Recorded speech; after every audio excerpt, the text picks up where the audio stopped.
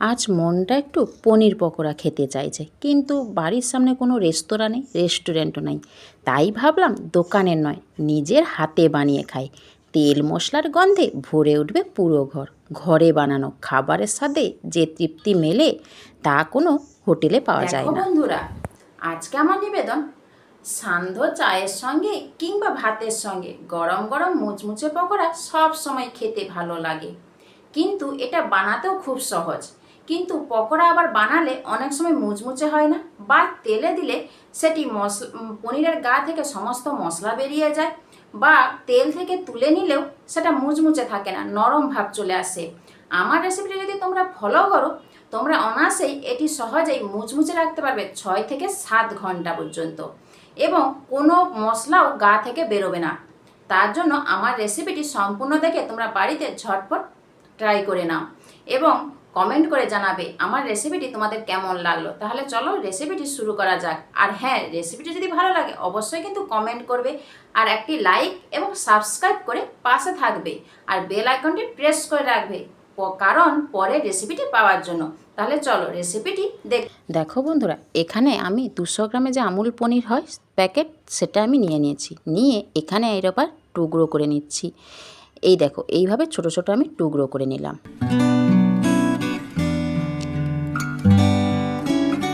এবার একটা পাত্রে সেই টুকরোগুলোকে রেখে দিতে হবে। দিয়ে এখানে মশলা নিয়েছি, জিরে গুঁড়ো, ধনে গুঁড়ো, চাট মশলা, গরম মশলার গুঁড়ো, কাশ্মীরি রেড চিলি পাউডার।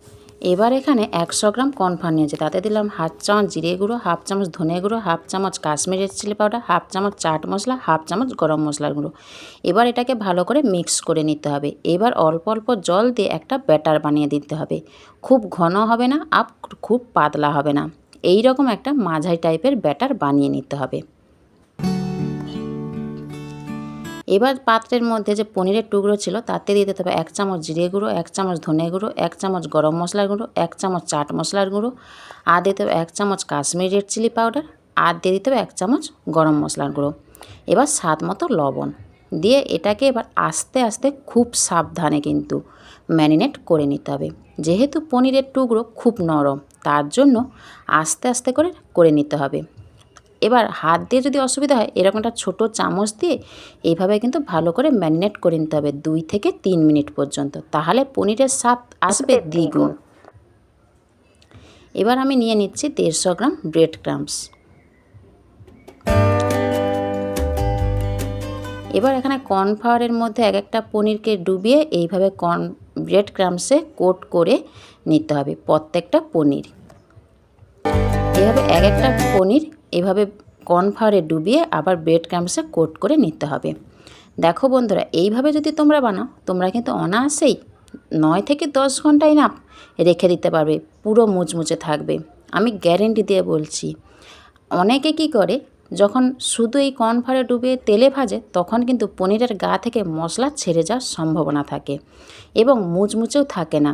বড়জোর 20 থেকে 25 মিনিট, ম্যাক্সিমাম 30 মিনিট থাকে, এর বেশি মুচমুচে থাকে না, নরম হয়ে যায়। কারণ আমি বাড়িতে বানিয়ে দেখেছি, তার জন্য এই পদ্ধতি আমি অবলম্বন করে তোমাদের সঙ্গে আমি শেয়ার করছি। তোমরাও কিন্তু এইভাবে ব্রেড ক্রাম্বসে কোট করে তেলে ভাজতে পারবে এবং রাখতেও পারবে অনায়াসে 9 থেকে 10 ঘন্টা, পুরো মুচমুচে থাকবে, কিছুই হবে না। এবার একটা কড়াই তেলকে হাই ফ্লেমে তেলটাকে ভালো করে গরম করে নিতে হবে। এবার লো থেকে ম্যাক্সিমাম তাপে এক একটা পনিরকে এভাবে দিয়ে লাল করে সোনালি আকার পর্যন্ত ভেজে নিতে হবে। যতক্ষণ না সোনালি আকার আসছে ততক্ষণ কিন্তু এপিট ওপিট ওলট পালট করে ভালো করে ভেজে নিতে হবে। এই রকম সোনালি আকার পর্যন্ত ভাজতে হবে।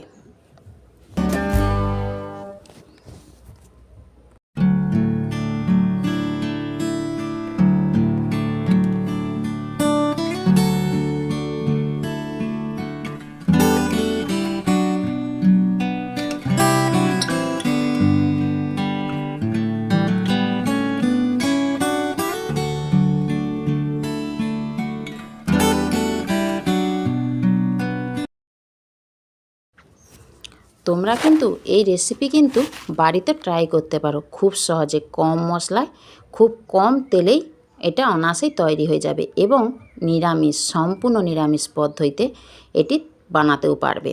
যাদের বাড়িতে নিরামিষরা আছে, নিরামিষ খাও, তারা কিন্তু এই রেসিপি একদিন সন্ধেবেলার দিকে ট্রাই করবে, দেখবে খেতে খুবই সুন্দর লাগবে। আর এইভাবে আমি একটা চাট বানিয়ে নিলাম। উপরে একটু শসা কুচি, গাজর কুচি, পেঁয়াজ কুচি, টমেটো কুচি, লঙ্কা, ধনেপাতা কুচি, আর দিয়ে দিলাম 1/2 চামচ লেবুর রস আর 1 চামচ জিরে গুঁড়ো। এবার দিয়ে দিলাম একটু টমেটো কেচাপ আর দিয়ে দিলাম একটু টক দই। এবার বলো তো এই চাটটি তোমাদের কেমন লাগছে? দেখেই তো জিভে জল আসছে, তাই না? তাহলে ঝটপট তোমরা বাড়িতে বানিয়ে নাও।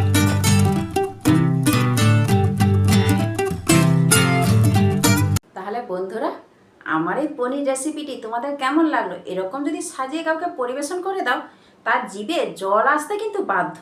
এটি কিন্তু তোমরা ইভিনিং আওয়ার্সে বা বন্ধুদের সঙ্গে আড্ডা মারতে মারতেও এটি রেসিপিটি ট্রাই করে খেতে পারো। দেখবে খুবই সুন্দর এবং টক ঝাল মিষ্টি। তাহলে চলো পরের রেসিপিটি যেন তৈরি থাকো। আর আমি একটু খেয়ে দেখি কেমন লাগছে।